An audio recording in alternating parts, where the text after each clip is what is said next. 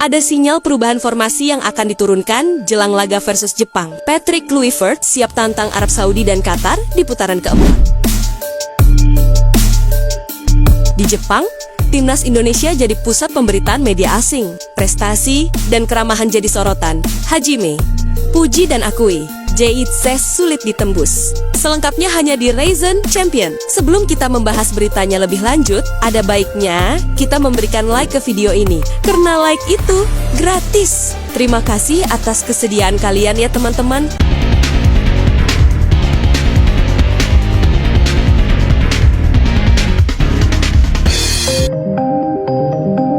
Mungkin sebagian dari kita, dan bisa jadi Patrick Kluivert, makin bingung nih dengan para pemain skuad Garuda yang semuanya punya level oke. Tentang siapa yang bakal dimainkan lawan negara matahari terbit itu menjadi PR berat untuk pelatih asal Belanda tersebut. Perlu diketahui pelatih timnas Indonesia, Patrick Kluivert, ungkap kondisi terkini timnya. Jelang melawan timnas Jepang, pertemuan kedua tim akan tersaji dalam laga terakhir grup C, babak ketiga kualifikasi Piala Dunia 2026 zona Asia. Patrick Kluivert memastikan timnas Indonesia dalam kondisi yang baik dan penuh percaya diri. Alhasil, skuad Garuda siap tempur. Laga tersebut sejatinya tidak akan menentukan apapun, mengingat kedua tim sudah mempunyai keuntungan masing-masing di putaran ketiga kualifikasi.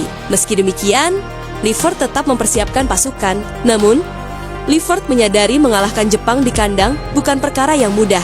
Sebab itu, dia menyatakan skuad Garuda akan mencoba yang terbaik demi mencuri poin di laga pamungkas. Untuk itu, Kluivert memberikan sinyal bakal melakukan rotasi dalam wawancara usai menjalani latihan perdana di Suita kemarin. Mungkin saja, mungkin merotasi pemain. Saya tidak sepenuhnya yakin, tetapi mungkin saya akan melakukannya, kata Kluivert dikutip dari Instagram ESPN Asia. Terlepas dari apapun, kita harus terus bangkit dan percaya diri, karena sepak bola itu tidak ada yang pasti dan tidak ada yang tidak mungkin. Tetap semangat dan terus optimis, oke?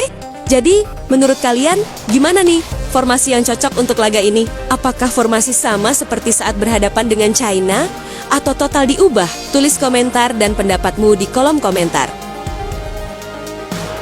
Patrick Kluivert tantang Arab Saudi dan Qatar. Lolosnya timnas Indonesia ke ronde 4 kualifikasi Piala Dunia 2026 sebenarnya membuka kesempatan lebar untuk kembali menjadi tuan rumah.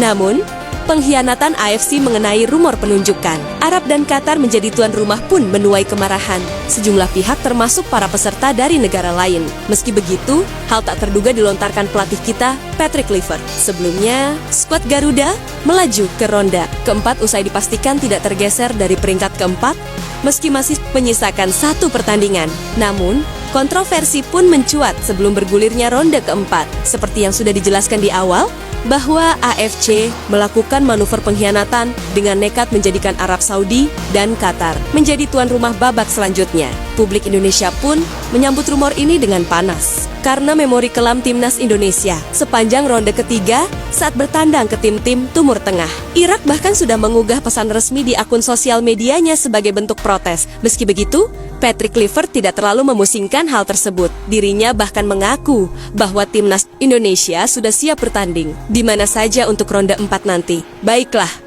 saya tidak punya pikiran tentang itu. Bagi saya, yang terpenting adalah semua hal akan dijadwalkan secara adil dan tidak masalah di mana kami bermain, ujar Patrick Kluivert dari ESPN Asia. Patrick Kluivert menegaskan bahwa seluruh pemain timnas Indonesia siap tempur di ronde keempat. Anak asuhnya sudah siap secara mental dan fisik untuk bertarung di laga selanjutnya.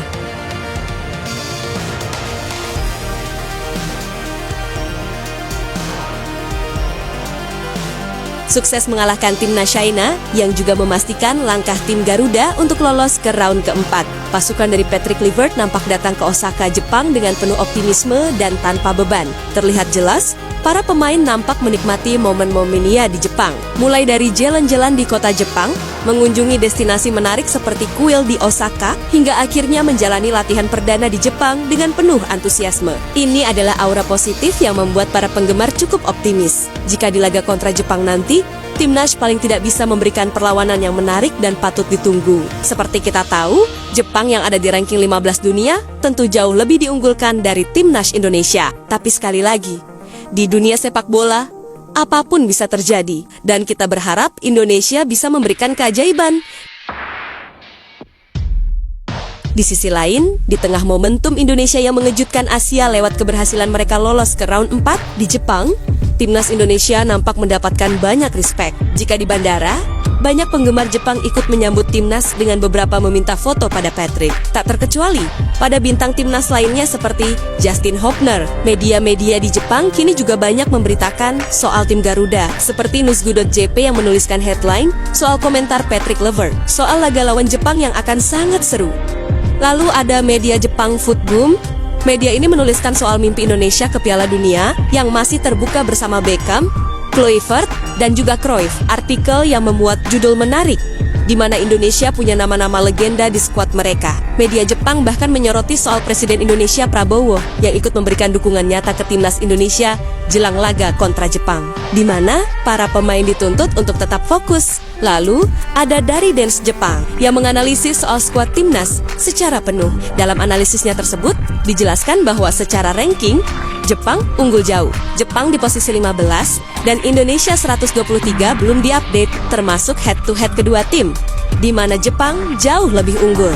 Keduanya telah saling berhadapan 20 kali di masa lalu, dan Jepang menang 12 kali, seri 2 kali, dan kalah 6 kali. Indonesia jelas tak dianggap remeh di sini. Sebaliknya, media-media di Jepang nampak antusiasme dengan performa timnas Indonesia yang terus menanjak dari waktu ke waktu. Lihat deh, postingan akun official FIFA soal laga Indonesia versus Jepang besok yang gak boleh kamu lewatin. Laga melawan Jepang di Osaka bukan sekedar formalitas. Meski kedua tim telah lolos ke babak berikutnya, pertandingan ini akan menjadi ajang pembuktian bagi timnas Indonesia untuk menunjukkan mereka siap bersaing di pentas Piala Dunia. Selain itu, laga ini juga bakal jadi ajang untuk mematangkan skuad timnas Indonesia, di mana seperti kita tahu, meski menang di 2 laga terakhir, Coach Patrick menilai bahwa ada beberapa hal yang perlu diperbaiki. Dan ia belum puas dengan kemenangan di laga kontra Cina. Di sisi lain, pelatih Jepang Hajime Moriyasu digabarkan akan melakukan rotasi pemain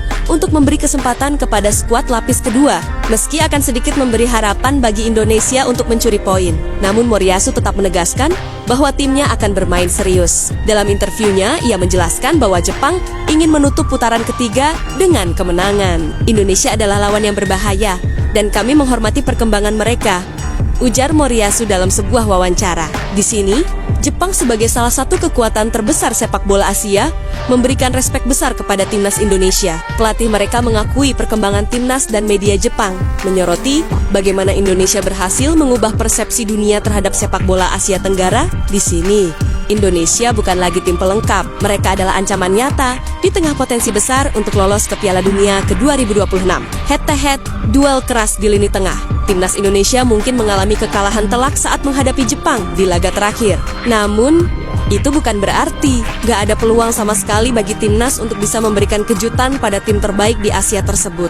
Dalam hal head-to-head, pemain-pemain baru timnas bisa memberikan perbedaan, seperti di posisi kiper. Jepang mungkin punya kiper kelas Serie A seperti Shion Suzuki, kiper Parma FC, yang punya penampilan apik di klub dan timnas Jepang. Namun Emil juga gak kalah. Emil Audero merupakan kiper kelas Serie A yang sudah berpengalaman untuk main di klub-klub top seperti Inter, Juventus, Sampdoria, hingga Como. Emil juga baru saja berhasil membuktikan kualitasnya di laga debutnya menghadapi Cina pada Kamis lalu untuk tetap clean hit. Di tengah, Jepang memiliki bintang derat Wataru Endo, pemain Liverpool yang gak perlu diragukan lagi kualitasnya. Di GBK, ia mendominasi para gelandang timnas seperti Tom Hai, Ivar Jenner, dan Nahan. Namun di Jepang nanti, Endo gak akan semudah itu mendominasi timnas.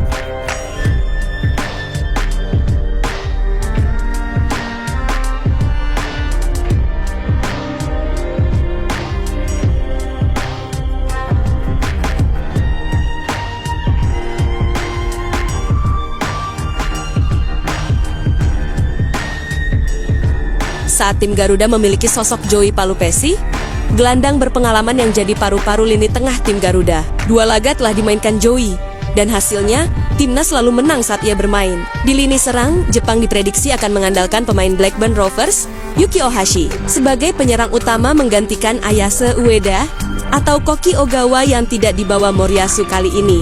Nah, di sini Indonesia akan memiliki pembeda bernama Ole Romani. Ole belum main saat menghadapi Jepang di GBK. Dan dengan penampilan yang sangat menarik,